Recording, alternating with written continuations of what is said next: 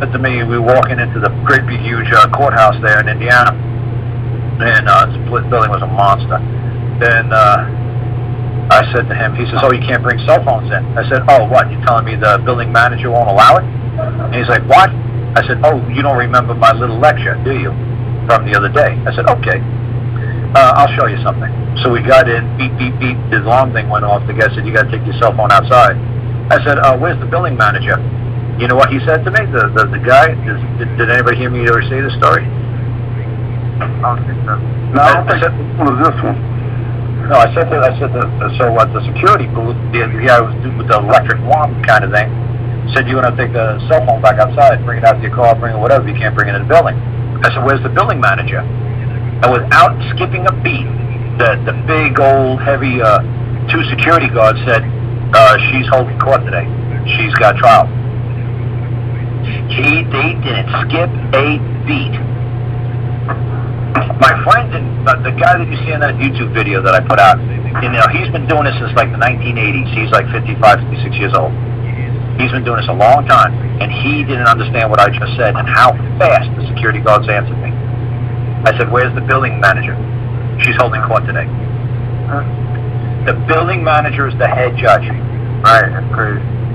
Right, because he said, what, you want to talk to the building? I said, yes, I want to talk to the building manager. He's like, she's holding court today. And I was going to say, I said to him, if I lived in Indiana, believe me, I would make a case out of bringing a cell phone in, because the cops could bring them in, she could bring them in, lawyers could bring them in. This is my building. This is a public courthouse. I am the public. I am telling her I require my cell phone to be on my person at all times. And I'd love for her to tell me, no, I can't bring in my cell phone. That she could tell me what I can and cannot do with my property. I said to him, but I ain't got time to open up a case here in Indiana just to show you people that the building manager is the head judge who's just the steward of the public court. So like I say to people, when people are like the Queen of England, she's got 53 castles, and she can't spend time, honestly, in half the castles. She's probably never visited half her castles that she has. So she hasn't been able to visit half the castles that she has. But there's a steward at every castle. There's a building manager at every castle. Believe me, when the Queen wants to hold court and move her court into that castle, she's going to do it. And that steward, that building manager, better be ready for Queen's arrival. That house better be in ship shape. The silverware better all be there. The lights better be on. The bed better be made. The water better flush. Everything better be ready for the Queen. Even though she ain't never been to this castle in her whole freaking entire life, at any time that they have to be on call 24/7, 365, waiting for the Queen to appear. Does that kind of make sense to you guys? That means everything always has to be in order. That's what I always said. That's what I always said to the judge. When I asked the judge, and the state attorney general laughed at me. He stopped laughing when the judge started answering the questions honestly. He said, court is always open, Karl.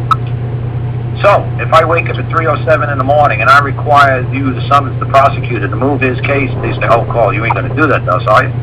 I said, can I do that? He said, well, of course you can, but you're not going to do it. Karl, let's be reasonable about this. I said, sir, I'm more than reasonable. What do you claim is reasonable? He says, can you give me 14 days? I said, I'll be more reasonable. I'll give you 30 days. He said, wow, that's great.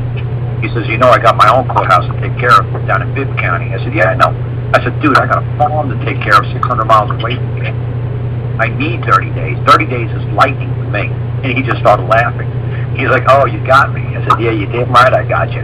But as long as we understand that court's open 24/7 and I convene court at will, it will happen, right? He says, oh, yes. He said, but I was just kind of worried. I said, I know, of course you're worried. Because I know the rules. I know what you have to do. I know what you're bound to do. And I know what I could hold you liable for failing to perform. So see, the judges aren't stupid by a long shot. They don't perform when they know what you're doing. They know when the king or queen, they know when the king or queen has appeared. They're not stupid people. Yeah. Prosecutors are. Well, sometimes they're not enlightened. They don't know the whole story because it's above their pay grade. Yeah. Yeah. It's called plausible deniability. It's for their own good. Mommy and daddy don't tell you that there ain't no freaking Santa Claus because it's for your own good. Yeah. They're not going to explain to you how the economic system in a capitalist country works. They're not going to explain to you how the theories of of microeconomics or macroeconomics work and how a bicycle is made. They're not going to tell you. They're not going to explain capitalism according to Adam Smith. They're not going to do it. They're not going to waste their time. They're going to tell you, look. That's really good. They're just going to tell you, man, Santa Claus, here's your bicycle, leave me alone, I got to go bake dinner. They ain't got time. Same thing with the prosecuting attorneys. They ain't got time to know everything. You hand them some of my silly shit, and they go, "Holy crap! I never seen nothing like this. What do?